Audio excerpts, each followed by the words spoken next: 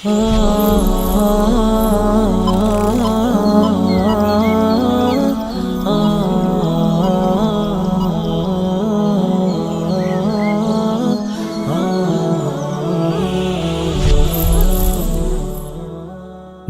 ওয়া নুসাল্লি আলা রাসূলিহিল কারীম, আম্মা বা'দ। বর্তমান জাহিলি সমাজ ব্যবস্থা সুশৃঙ্খল মুসলিম সমাজকে লণ্ডভণ্ড করে দিয়েছে।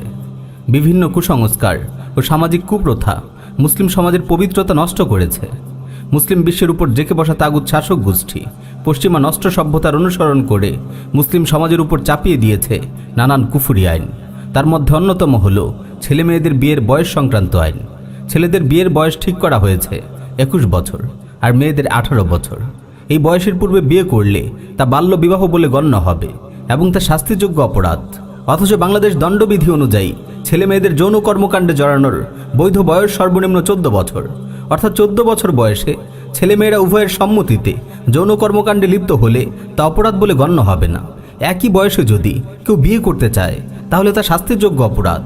আস্তাগফিরুল্লাহ, এটি সরাসরি আল্লাহর আইনের বিরুদ্ধে বিদ্রোহ বই কিছুই নয়। মানব জাতির আদর্শ মুহাম্মদুর রাসূলুল্লাহ সাল্লাল্লাহু আলাইহি ওয়াসাল্লাম হযরত আয়েশা সিদ্দিকা রাদিয়াল্লাহু তাআলা আনহাকে বিয়ে করেছেন 6 বছর বয়সে এবং ঘরে তুলেছেন 9 বছর বয়সে। ইসলামী শরিয়ায় বালেগ হওয়ার পর সন্তান বিয়ের উপযুক্ত হয়ে যায়। তাই বালেগ হওয়ার পর যত তাড়াতাড়ি সম্ভব সন্তানদের বিয়ের ব্যবস্থা করতে হবে, যাতে তাদের যৌবনের পবিত্রতা বিনষ্ট না হয়। বর্তমান জালিম সমাজ ব্যবস্থা বিয়েকে কঠিন করে তুলেছে। চারিদিকে অশ্লীলতা ও পাপাচারের উপকরণ সহজলভ্য করেছে। ব্যভিচারের সব পথ খুলে দিয়েছে, কিন্তু বন্ধ করে রেখেছে বিয়ের দরজা। বিয়ের উপযুক্ত বয়স কবে, এই নিয়ে সমাজে নানান ধরনের কুসংস্কার ছড়িয়ে আছে। ছেলে স্বাবলম্বী হওয়ার আগ পর্যন্ত তাকে বিয়ে করানো যাবে না। আমাদের দেশে এটি একটি অলিখিত সংবিধানে পরিণত হয়েছে। অথচ আল্লাহ তাআলা বিয়ের মাধ্যমে মানুষের রিজিকের দরজা খুলে দেন। জনক জ্ঞানী লোককে প্রশ্ন করা হলো বিয়ের উত্তম সময় কোনটি। তিনি উল্টো জিজ্ঞেস করে বসলেন মানুষের কখন খাওয়া উচিত। প্রশ্নকর্তাও জ্ঞানী ছিলেন, তিনি উত্তর দিলেন যখন খিদে পায়। এবার তিনি বললেন বালেগ হওয়ার পর, যখনই ছেলে মেয়ের যৌবিক চাহিদা মেটানোর প্রয়োজন দেখা দেবে তখনই চরিত্র পবিত্র রাখার জন্য তাকে বিয়ে করিয়ে দিতে হবে। সালাফের কল্যাণ যুগে এই কুপ্রথা ছিল না। বালেগ হওয়ার সাথে সাথে ছেলে মেয়েদের বিয়ের ব্যবস্থা করা হতো। এমনকি ভারতীয় উপমহাদেশে 1 শতাব্দী পূর্বেও এই কুসংস্কার ছিল না।